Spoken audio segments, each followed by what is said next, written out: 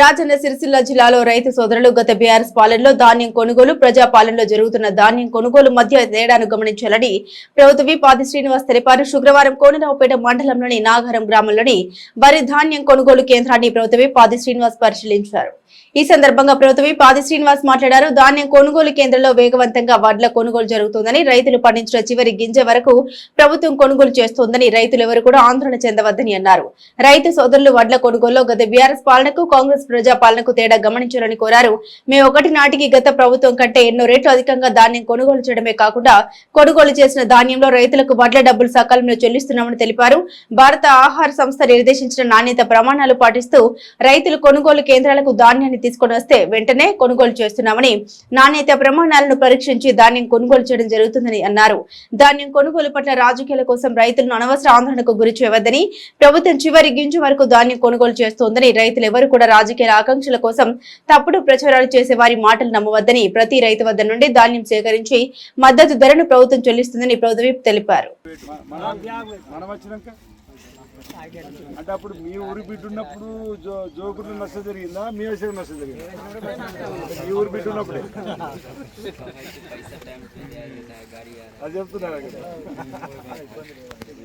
లేదు, నేను గెలిచిన తర్వాత మిల్లర్లతో మాట్లాడే రైతులతో మాట్లాడాను. రైతుకు అధికంగా జోకడం అనేది ఒప్పుకొని చెప్పింది.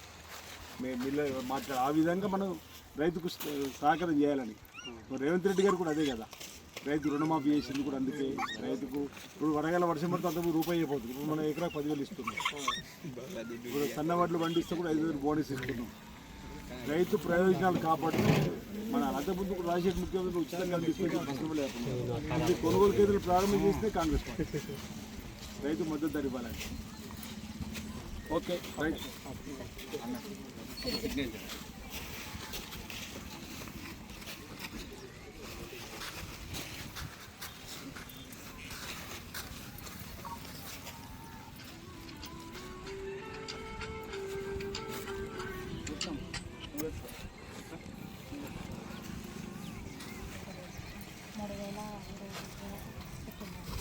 3,000 3,000 ఇంకెంత రావచ్చు మీరు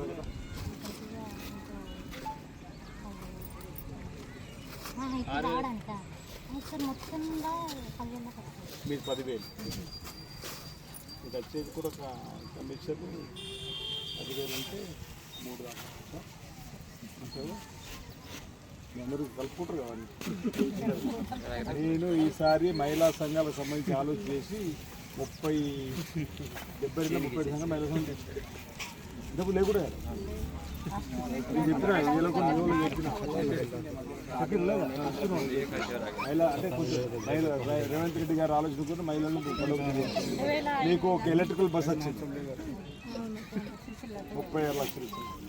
మీరు ఒకవేళ రైస్ మిల్ మీ మహిళా సమాఖ్య కోనరావుపేట మండలానికి సంబంధించి రాంగరాంగ్ చెందుతున్న అడిగిన, రుద్రంగులు అడిగిన, వేణాలను అడుగుతున్న రైస్ మిల్ కట్టుకుంటూ ఇస్తాం. జాగర్ కోనరావుపేట పోటీ పెరుగుతుంది.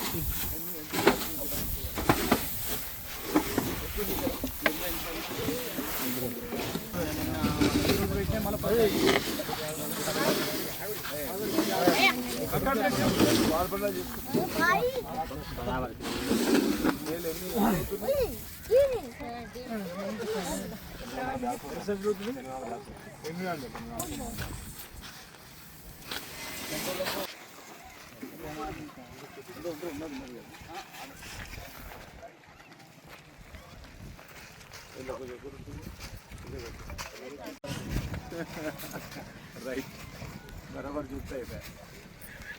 ఇక్కడ ఏ ఇబ్బందులు అడిగాను అంటే రోజు లాట్లు వస్తున్నాయి, వస్తూనే పోతున్నాయి.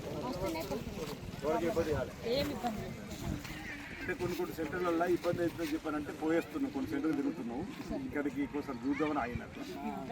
ఈ సెంటర్లు ఇబ్బంది లేదు. ఓకే. పోయినసారి ఈసారి తేడా మనం చూసినాము.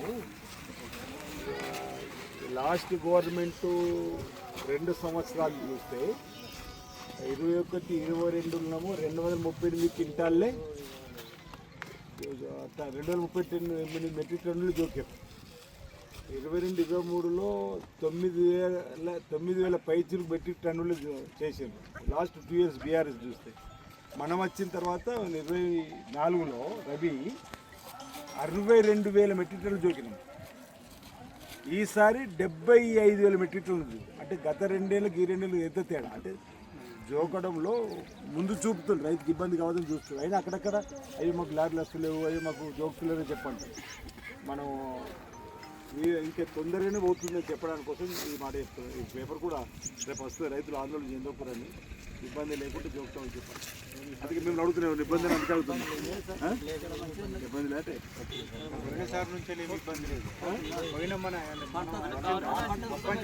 మీకు అంతకుముందు అమౌంట్